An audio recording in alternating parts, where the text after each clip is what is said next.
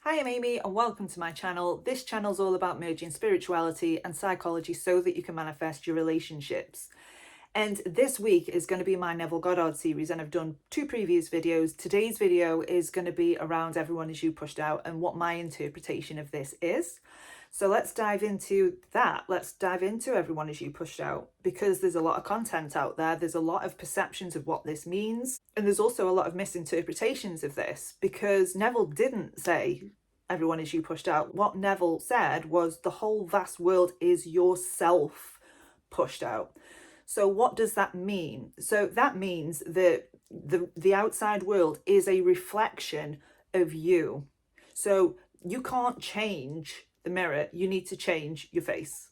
You need to change who you are being and who you are showing up as for that to be reflected back. And I'd sort of succumbed to the teachings that I had control over other people, that other people were teddy bears, that they were a manifestation of me, which I bought into. And I really did spend a lot of time affirming for my person, affirming that he'd changed, affirming that he was who I wanted him to be.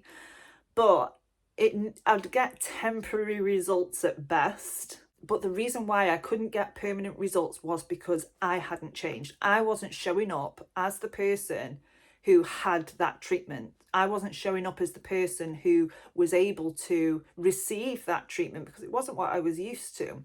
So when we're looking at the teachings of Everyone Is You Pushed Out, it's important to realize that yes, everybody is you pushed out, but also they are other people. They have their own minds. They have their own desires. They are the same as you. They're not robots. We can't control other people, and we don't need to. We don't need to control other people. What we need to do is change who we are being, so that is reflected out. So I get a lot of people who are like, oh, well, what should I affirm for my specific person to pursue me? Which is fine. There's nothing wrong with that. There's nothing wrong with affirming that. But if you are not showing up as a person who believes that they are worthy and deserving and that they're special in order to receive that behavior, you're not going to get it. And this causes so much frustration within the manifesting community. And a lot of people who speak to me have been on this journey for years, and they're frustrated and they've had enough. And I get it, because I've been there. And the first thing I say is leave them alone.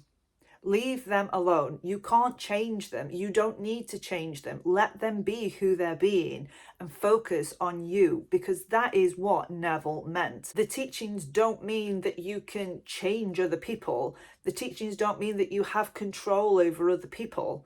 The teachings are that you change and the outside world changes. And the outside world is just a mirror of who you are showing up as right now. It's a snapshot of who you're showing up as.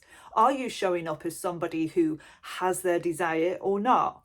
Are you showing up as somebody who is loved, worthy and special or not? Are you showing up as someone who is chosen or not? But if you're showing up as somebody who isn't chosen, but you're affirming that your specific person's choosing you, it's not going to happen, because you have not got the self-concept of being chosen, and it is your self-concept that is being reflected out.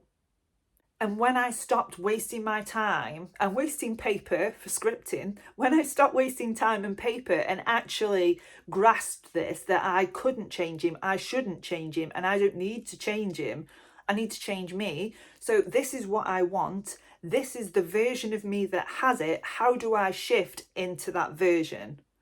And when I grasped this, and when I dealt with my inner insecurities, and I dealt with all the fearful thoughts, and actually showed up as the person who had what I wanted, which was living together, it actually happened really fast. It happened within the space of 6 months tops. And I tried for years doing techniques to try and change him. I tried everything, really had tried everything. And all I needed to do was shift my focus onto, okay, who am I being? Who am I being? Am I showing up as somebody who has what I want? Or am I showing up as somebody who is trying to get something from somebody else? And that shift was the thing that made it all fall into place. So when you're listening to teachings of Everyone Is You pushed out and people are suggesting affirmations, go ahead and do them. If that's what's making you feel good, go ahead and do them, but don't neglect yourself. Don't neglect your own self-concept. Don't abandon yourself and give away all of your energy for somebody else when you need your energy. You're the one who's doing the work on you. Your job is to shift into the version of you that has it. And if you can shift your focus to you and work on you, it's not going to take a long time.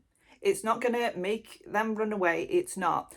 When you can shift the focus on you, I promise you that you will feel so much better.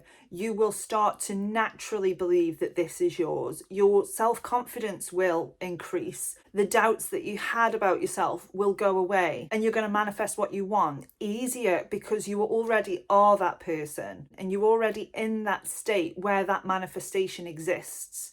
When you're coming at it from an unworthy, lacking, needy, desperate state, what you want doesn't exist in that state. The person who shows up like that doesn't get what they want. So working on yourself is the biggest gift that you can ever give yourself. So just give it a try. You can go back to the old way if you want to, but just give this a try. So I hope you enjoyed that video.